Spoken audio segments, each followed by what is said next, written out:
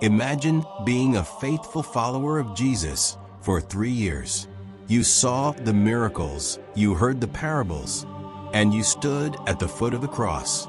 But you weren't one of the inner circle. You were in the background. Then, suddenly, the world changes.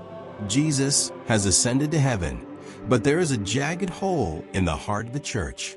Judas Iscariot, the one who betrayed the Lord, is gone. The number 12, symbolizing the tribes of Israel, is broken. What happens next is one of the most unique moments in the Bible. It's the story of a man who didn't seek the spotlight, but was chosen by God to step into it. This is the story of Saint Matthias, the replacement apostle. We find the scene in the first chapter of the Acts of the Apostles. The apostles are gathered in the upper room. Peter stands up and explains that the vacancy left by Judas must be filled. But they didn't just pick a friend. They had strict criteria. The new apostle had to be someone who had been with them from the very beginning, from the baptism of Jesus in the Jordan all the way to the ascension. They narrowed it down to 2 men, Joseph, known as Barsabas, and Matthias. Both were holy. Both were qualified. So how did they decide?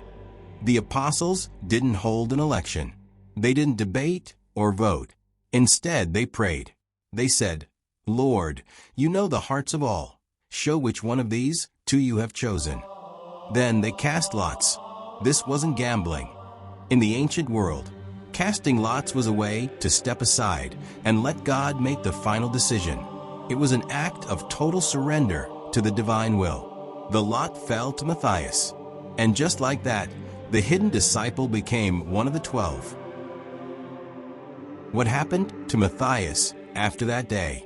While the Bible falls silent on his later years, ancient tradition tells us a story of incredible courage.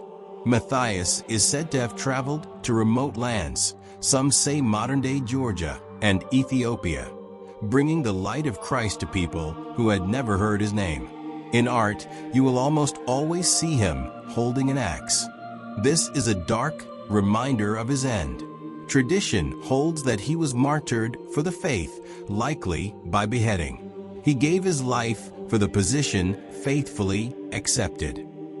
Saint Matthias is a powerful patron for those of us who feel like we are in the background.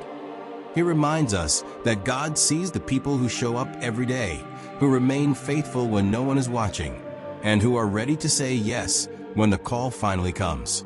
Saint Matthias shows us that in God's kingdom, there are no replacements, only people chosen for a specific time and a specific mission.